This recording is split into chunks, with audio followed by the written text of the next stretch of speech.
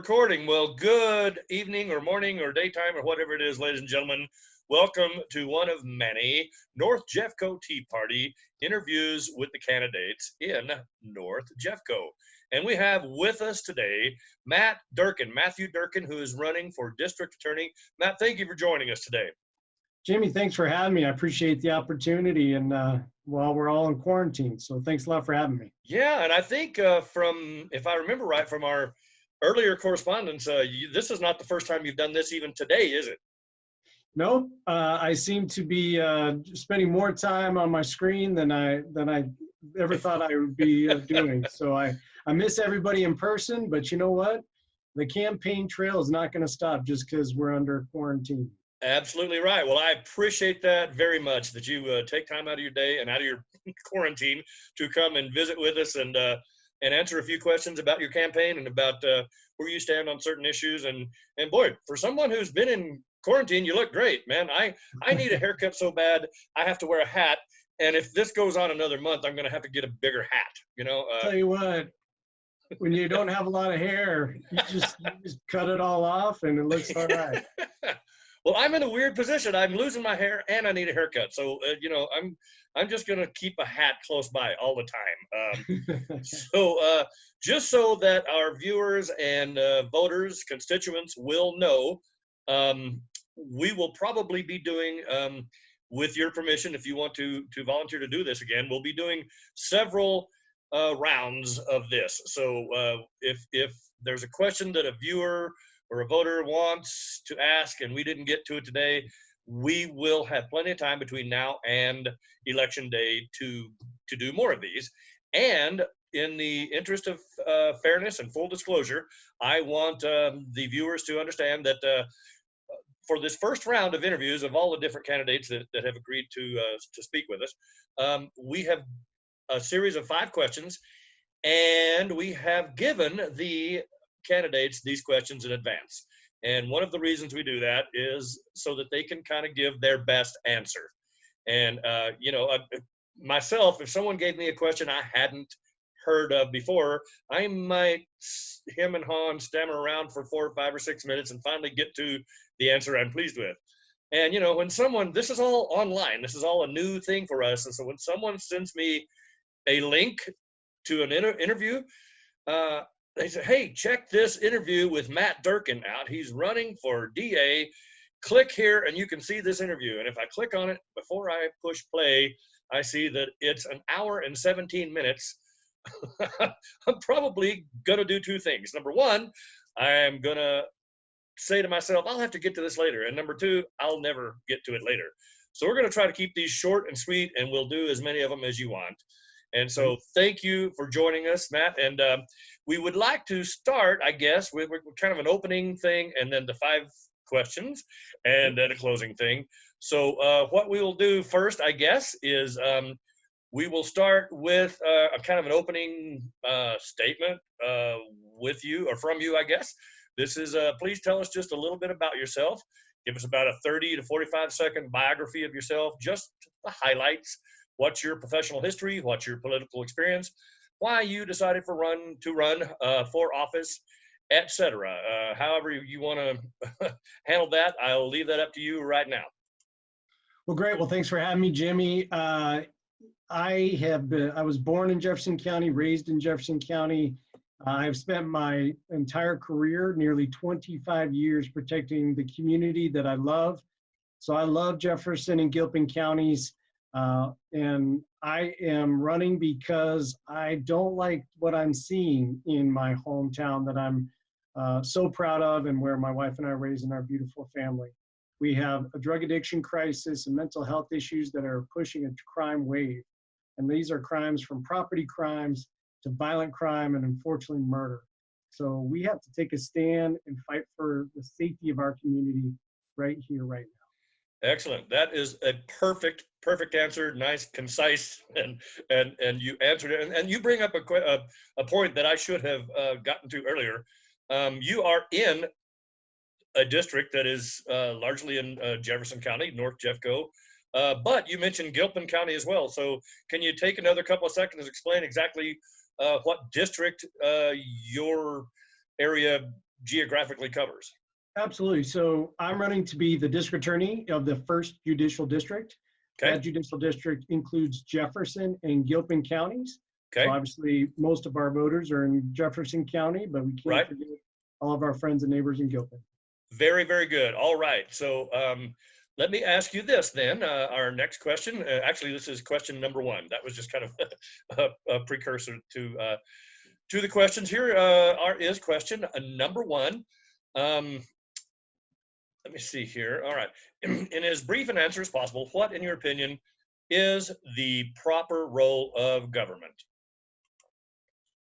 Well, Jimmy, the proper role of government is to protect the community. It's public safety. And on a national level, obviously that's national security. But on a local level, public safety means that the government must protect our rights to be safe and secure in our homes, our neighborhoods, in our community at large, so that it's designed and it's there to protect our God-given rights to have life, liberty, and the pursuit of happiness.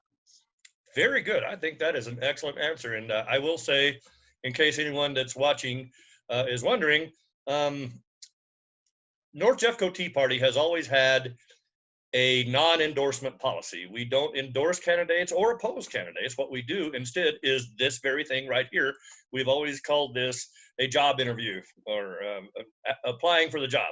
I will say, with that in mind, that myself personally, Jimmy Mack, I would love to see you get elected, but I am not, I'm speaking for myself and not for Jeffco Tea or North Jeffco Tea Party, but I think there's a lot of people that would echo my sentiments. It's a very important office, district attorney, and man, we could suffer tremendously, and I'll shut up. But if we could suffer tremendously by getting the wrong person in office, we really could. Exactly right. Next question is, let me see here. I had to make some cheat notes. What is your opinion of Donald Trump? What do you agree with or disagree with?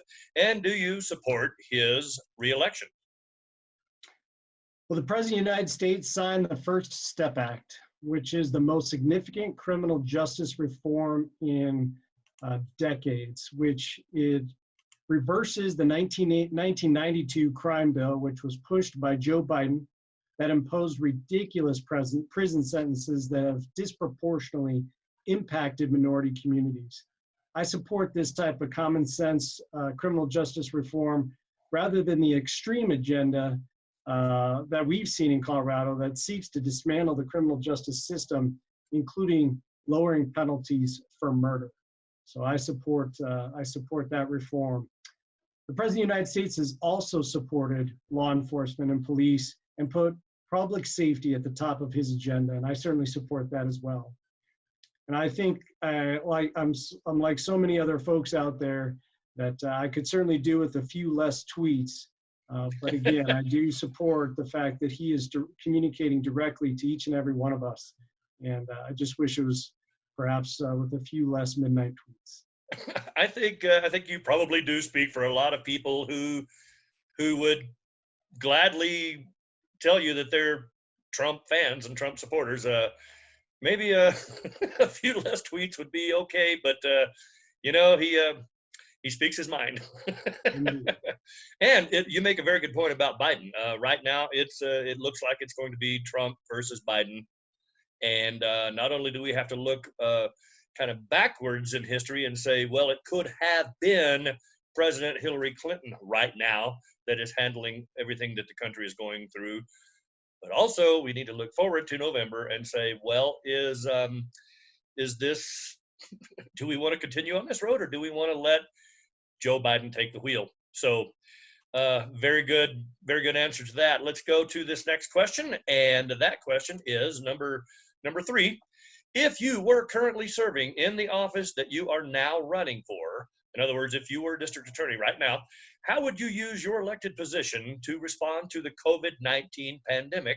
And what immediate steps would you suggest to get the economy back on track? I know that's a huge question. You could probably talk for 20 minutes on that, but what do you think would be your short answer to that? Well, I tell you what, public safety matters more in crisis than ever before, and we cannot lose sight of that. Justice knows no economy, but we are seeing some increase in domestic violence, which affects a victim's ability to go to work, concerned about and to own a business and to be a participant in the economy.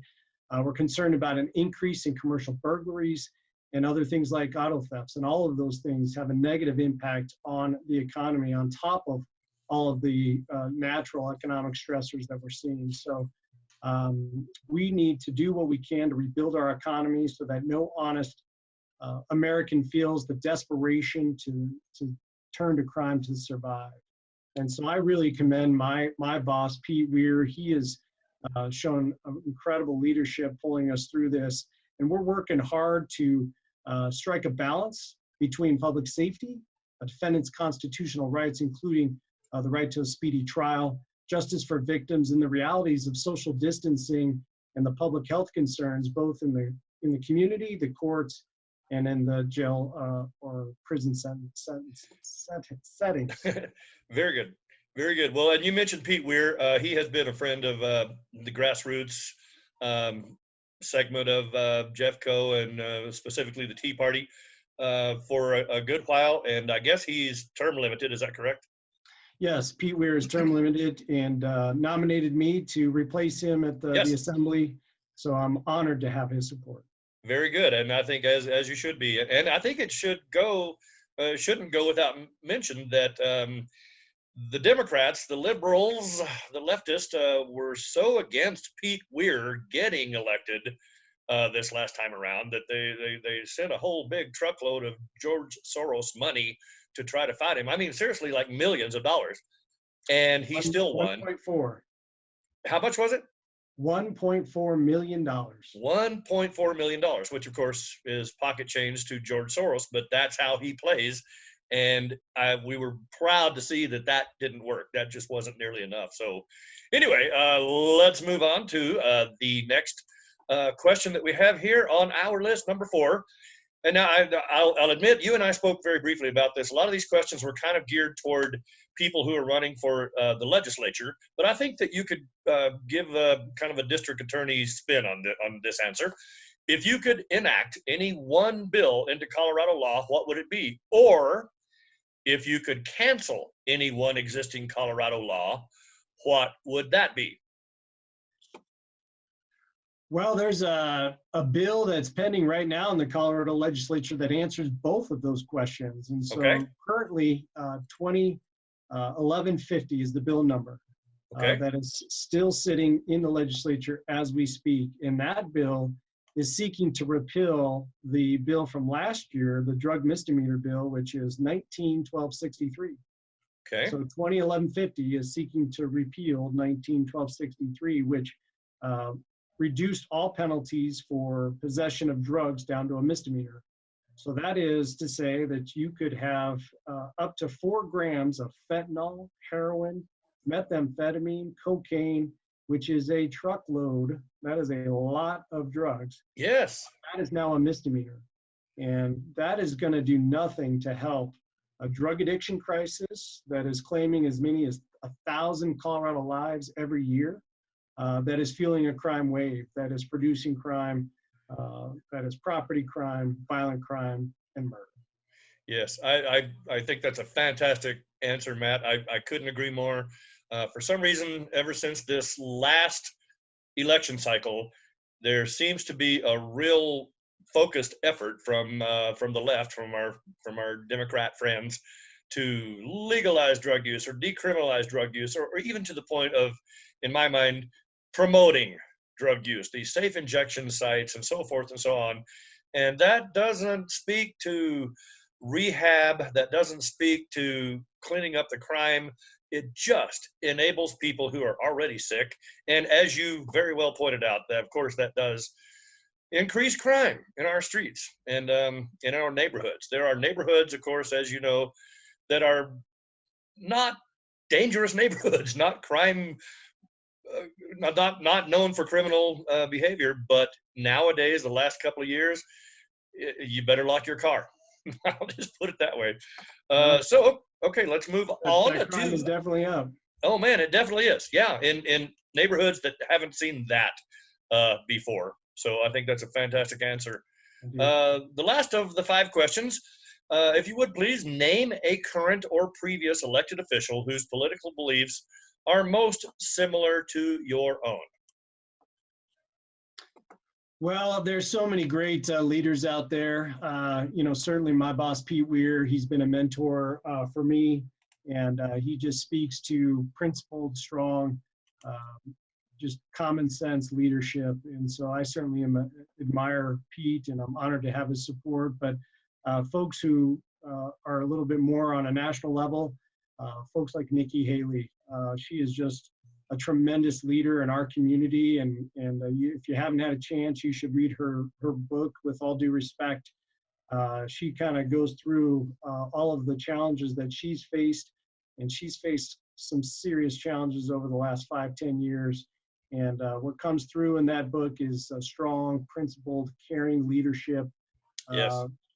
Heartbreaking challenges that includes making difficult decisions that may be unpopular or be the subject of undue criticism, but the strength to make those principled decisions.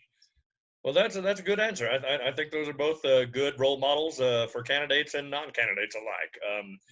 So that's all 5 questions. I'd like to wrap up by kind of getting your elevator speech. A lot of people may not know what I mean when I say elevator speech, and that's pretty much exactly what it sounds like for a candidate. If you wind up getting on an elevator or anywhere else in a checkout line at a grocery store with or without a mask and gloves, but if you wind up being around a constituent that maybe doesn't know much about you, the elevator speech comes from, you've got until we get to the bottom floor and get off this elevator to convince someone why you would be worth voting for. And we'll let you get to that right now. And once again, thank you for joining us. And, this is going to be, I hate to use this phrase because it's become kind of hackneyed and cliche now, but this is going to become the new normal for a while. And you've been a good regular attendee at our Tea Party meetings. I don't know, did you ever come to the meetings that we had at the bowling alley? No, just, okay. Just at the church. Well, we moved from a bowling alley to a church. I used to have kind of a joking but halfway serious promise that I made to all the candidates that when we were at the bowling alley, they had a bar right there.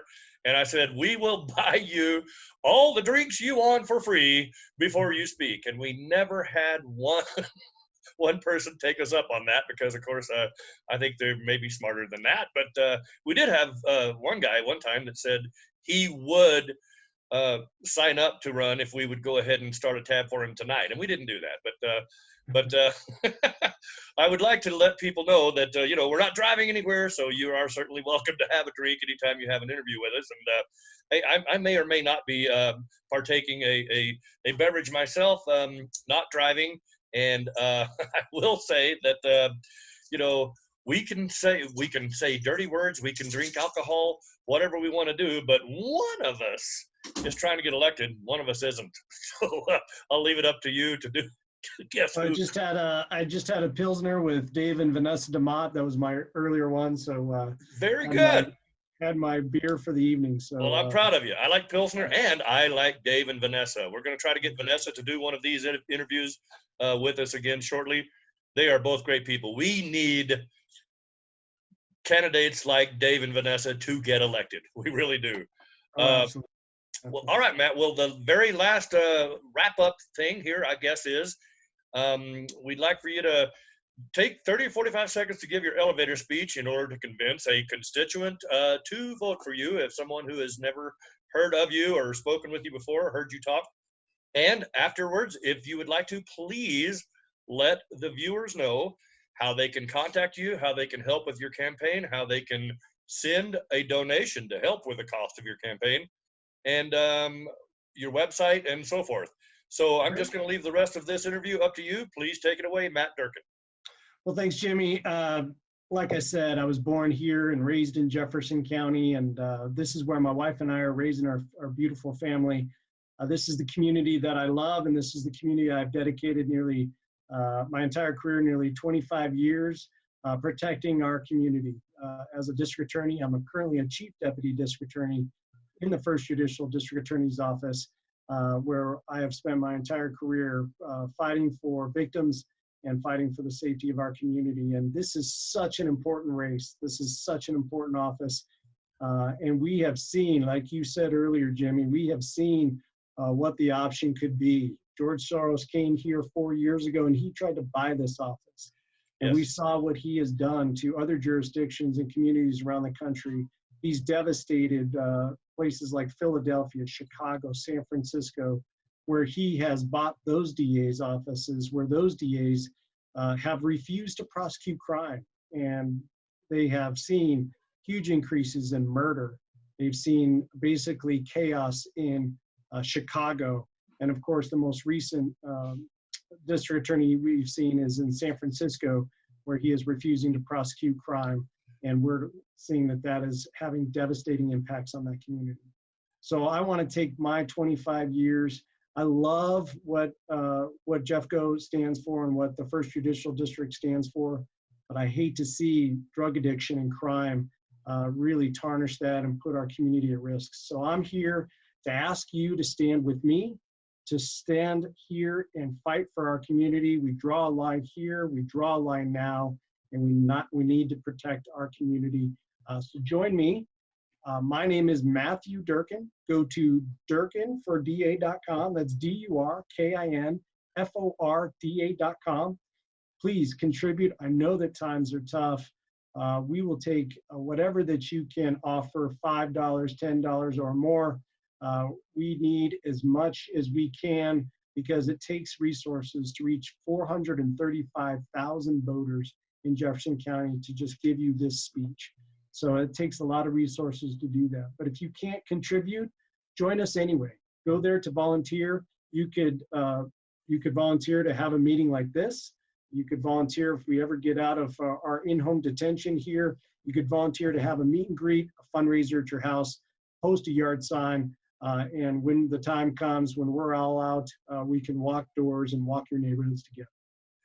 Very good. Well, let me tell you, Matt, once again, I really do appreciate you taking the time out of your day to come and speak with us. And hopefully a lot of people will be able to watch this short little interview. And like I said, we'll do several more. And this is going to be how we do the North Jeffco Tea Party meetings for a while. And again, you have been very good about being a regular attendee at our meetings when we used to do them in person. Remember back in the old days when we could meet in person? And remember last month when we could just see each other? So much has changed since then. And I got to tell you, you are the very first interview that we've done here. And so for a period of time, you are going to be the best one we've ever done. Hey, I've learned, Jimmy, through the years, you take the win when you can get it. So absolutely. Right. Well, I think you had some fantastic answers to our questions. Thank you for doing this. And I hope that our viewers can learn about you by watching this and by contacting you. And I will extend an invitation to you right now to come join us again several more times before the election. You just give me a call and I'll be here, hopefully in person. If not, then in the Durkin for DA studios. Very good, Matt. We can count on that. All right, my friend. Well, I'm going to let you go for now, and we'll look forward to talking to you again very soon. Thank you, Jimmy. Take care. Thank you. All right. God bless. You too.